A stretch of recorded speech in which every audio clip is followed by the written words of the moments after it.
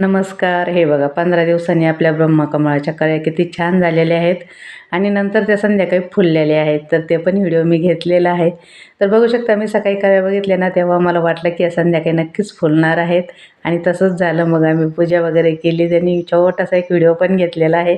तर पुढे मी तुम्हाला दाखवेलच. तर ते एकदम 7 पाकळ्या कारण कळ्या संगच लागलेल्या होत्या ना. मी तर तुम्हाला मागच्या व्हिडिओत दाखवलं होतं. व्यवस्थित संगच कळ्या लागल्यामुळे ते म्हणजे एकदाच फुलून गेलेले आहेत. आता बारीक कळ्या वगैरे अजून काही नाही लागलेल्या, पण ज्या आम्ही नवीन जे रोप तयार केलेलं आहे ना, त्याला आहेत अजून कळ्या. तर बघूया ते कधी फुलतं.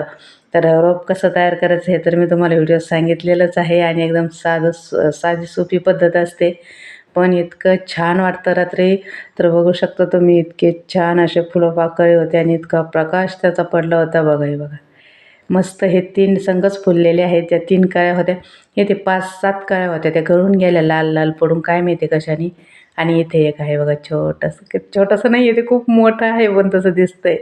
आणि इथे पण एक 2-3 कळ्या इथल्या पण खराब झाल्या आणि इथल्या पण 3-4 खराब झाल्या. तरी 7-8 कळ्या तर खराब होऊन गेल्या. आणि हे बघा हे 2 हे तर संगच 2 खूप छान आहेत. हे मी सकाळी कळ्या घेतलेल्या 2 आहेत हे.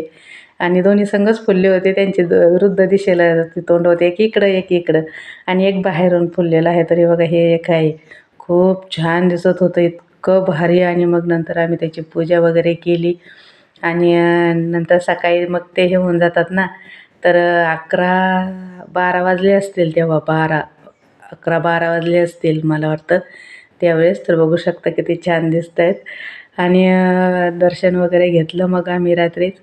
आणि मग व्हिडिओ पण केलेला आहे मी. मग दिवा वगैरे लावून पूजा वगैरे पण केलेली आहे. हे बघा दिवा लावलेला आहे आणि अगरबत्ती वगैरे लावून साखर ठेवली होती. आता एवढ्या रात्रीचा काय प्रसाद असणार म्हणून साखर ठेवली होती. तर बघू शकता खूप छान वाटलं. आणि मग सकाळी ते थोडेसे होऊन जातात म्हणून मग रात्रीच पूजा वगैरे करून घेतली. कारण आम्ही मग जागीच राहिलो होतो ना. कारण फुलणार होते ते मग 10-10:30लाच त्याच्या कळ्या पूर्ण ह्या झाल्या होत्या. पण म्हटलं अजून थोडा वेळ थांबावं लागेल. आणि 12 वाजता मला वाटतं मग आम्ही पूजा केली आहे त्याचीवाली. तर हे बघा किती छान असे फुललेले आहेत ना. आणि हे साखर ठेवलेली आहे. तर खरंच मनाला खूप प्रसन्न वाटतं. आणि आता परत कधी करायला लागतील त्याला माहिती नाही. तर बघू परत लागल्या तर.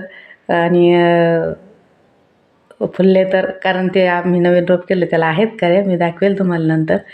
आणि हे बघा इकडे चाललेली आहे पूजा. ते म्हणजे करतात ना हे का नाही. हे बघा मस्त असे. इथे बघा हे जे आहे ना ते खाली दिसतं हे नवीन रोप तयार केलेलं आहे. आणि हे जे मग हे ना आंबे ते वर असतील बरं का कळ्या, पण ते आंब्याच्या झाडात काहीच दिसत नाही. ते इतकं इतकं उंच गेलेलं आहे ना. तर आता वर जर कळ्या असल्या आणि फुल जर फुलून गेलं लक्षात आलं तर आहे. फुलल्यानंतर येईनच लक्षात किंवा कळी वगैरे लागली तर बघावं लागेल. कारण खूप मोठं झाड आहे ते.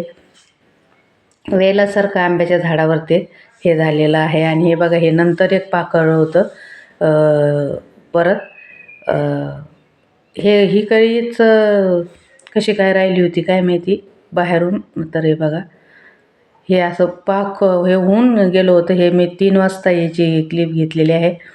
आणि नंतर की इथे पण एक फूल आहे. तर ते असं होतं मग कधी कधी नाही लक्षात येत.